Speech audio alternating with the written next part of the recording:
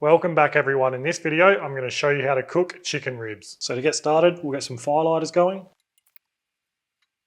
Then we'll get a full charcoal chimney worth of briquettes or lump charcoal on. Alright, so we've got about 10 to 15 minutes before those briquettes will be ready. So let's have a look at these chicken ribs. We need to get them trimmed up a little bit and then we'll season them too. Alright, so here we've got our chicken ribs. As you can see, they're a little bit smaller than a chicken drumette or flat. And probably the most important part of the trimming for me is getting rid of any of these little pieces of bone or any bit of bone cartilage. That's the main thing I worry about. You can get rid of any of these sort of dangly bits on the side, but you don't have to. But basically you've got the bone that runs through the middle here, and we just want to get rid of anything around it that you don't want to be biting off. And I literally will just trim that off like so. You just want to feel around and make sure you're not feeling any cartilage or little pieces of bone. And if you want, you can just trim that off like so. But seriously, that's still good meat there. So you can leave it on if you want. And that's honestly as far as I'll go. And you don't really need to trim it that much if you don't want to either. So I'll go ahead and get the rest of these done. Alright, so now they're trimmed up, you can season them in your favourite chicken rub. We're going to be using our new honey soy slammer rub. So we'll go ahead and get all these seasoned up. Right, now these are seasoned up. We just need to wait for these briquettes to be ready. Then we'll set the rest of this barbecue up and get these on. Alright, so these briquettes are ready. So we'll get them out. We'll place our kettle crown right in the middle of our charcoal grate. And then we'll pour our briquettes in. And feel free to line between your bowl and your kettle cone with foil. Just makes cleanup a little bit easier as the foil will catch all the drippings. But for now, we're going to close this lid. We're going to leave our cooking grate off for now. And we're going to make sure our top and bottom vents are wide open.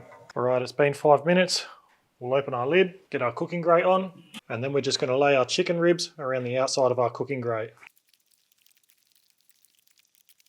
Then we'll place a bit of smoking wood straight over the center of our kettle cone. We've gone with some pecan from Natural Smoke today. Now we can shut this lid and let these wings smoke away. Alright, so if you don't have a kettle crown, you can use 2 charcoal baskets put together in the middle of your charcoal grate. It won't work as well as a kettle crown, but it'll still do the job pretty well. And all we've got to do now is rotate that cooking grate every 10 minutes about 1/3 of the way. Or if you're using a kettle style barbecue without a hinged lid, then you can just rotate your lid 1/3 of the way every 10 minutes. And for a barbecue temperature, we're going to be running this at around the 500 Fahrenheit or 260 Celsius range. I reckon this will be about a half an hour cook, as chicken ribs are a little bit thinner than chicken wingettes or drumettes. So we'll check back in every time we've got to rotate our cooking grate, so we'll come back soon. Alright, so we're due for our first rotation.